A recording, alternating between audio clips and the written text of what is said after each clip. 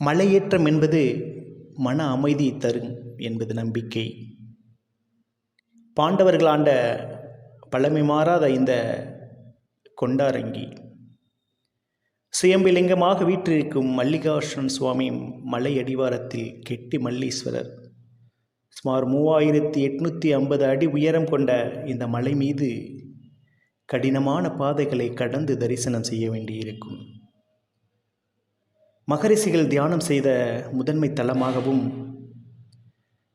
சித்தர்கள் சில நேரங்களில் காட்சி தருவதாகவும் இவரை வழிபடுவது என்பது மன அமைதியை ஏற்படுத்தும் என்பது அனைத்து பக்தர்களோட நம்பிக்கை. சிவனை வழிபடுவதற்காகவே குகையும் சுனையும் பாண்டவர்கள் உருவாக்கி இருக்கின்றார்கள். சில நேரம் சித்தர்கள் காட்சி சென்றதாகவும் சொல்லப்படுகிறது. இந்த மலை மீது இருந்து பார்க்கும்போது பழனி ஆண்டவர் வீற்றிருக்கும் அழகான மலை நாம் கண்ணுக்கு தெரிகின்றது. மகன் தந்தையை நோக்கி பார்ப்பதாகவும் சொல்லப்படுகிறது.